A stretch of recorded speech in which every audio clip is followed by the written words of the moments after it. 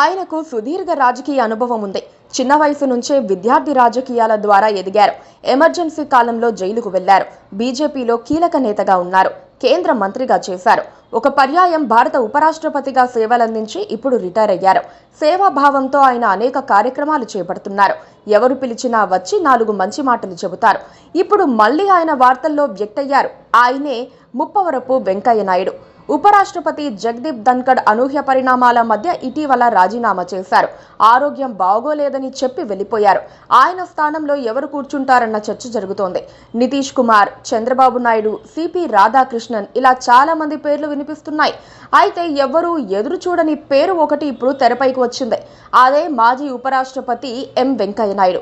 ఆయనకు మళ్లీ ఉపరాష్ట్రపతి ఇవ్వాలన్న డిమాండ్ స్లోగా డెవలప్ అవుతోంది. వెంకయ్య నాయుడు పదవీ కాలం పూర్తయిన వెంటనే బీజేపీ అధిష్టానం తమ పొత్తు భాగస్వాములకు సమాచారం అందించి ధన్కడ్ ను ఉపరాష్ట్రపతిగా నియమించుకుంది. అప్పటి వరకు ఆయన బెంగాల్ గవర్నర్ గా ఉండేవారు. అక్కడ మమతా బెనర్జీతో రోజు ఏదో ఒక పేచీ జరిగేది. పెద్ద ఫైటర్ అన్న ఫీలింగ్ లో మోదీ ఆయన్ను ఢిల్లీ రప్పించుకున్నారు. అయితే తన వైఖరి మార్చుకొని ధన్కడ్ దేశ రాజధానిలో కూడా ఏకుమేకై కూర్చున్నారు. బీజేపీ వారికే ఇబ్బంది కలిగే పనులు చేశారు. దాంతో ఆయన్ను సాగనంపాల్సి వచ్చింది. ఇప్పుడు ఉపరాష్ట్రపతి పదవికి పలువురు పేర్లు చర్చలో ఉన్నప్పటికీ వెంకయ్య నాయుడు సరైన అభ్యర్థి అన్న ఆలోచన తెర మీదకొచ్చింది. 6 ఏళ్ల పదవీ కాలంలో వెంకయ్య ఎలాంటి వివాదాస్పద నిర్ణయాలకు పోలేదు. ప్రభుత్వంతో పేచీకి దిగలేదు. కేంద్రానికి అత్యంత విధేయుడిగా ఉన్నారు. రాజ్యాంగ పదవిలో ఉండే ఒక వ్యక్తి ఎలా నడుచుకోవాలో ఆయన అలాగే ప్రవర్తించారు. పదవీకాలం పూర్తయిన తర్వాత కూడా మోదీ పట్ల సానుకూలంగానే వ్యవహరిస్తున్నారు. ప్రభుత్వ విధానాలను ఆయన ఎప్పుడూ విమర్శించింది లేదు. ధన్కడ్ చేసిన రచ్చకు వెంకయ్య నాయుడు లాంటి వారే ఆ పదవికి వన్ని తీసుకురాగలరన్న ఫీలింగ్ బీజేపీ వర్గాల్లో కనిపిస్తోంది.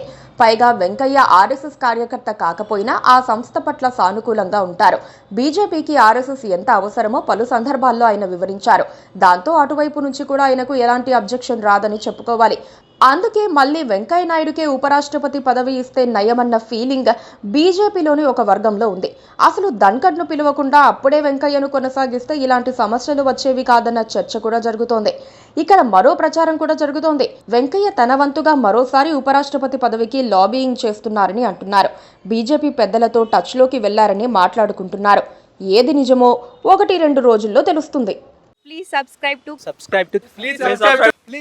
to KTV Telugu. KTV Telugu. KTV Telugu. KTV Telugu channel.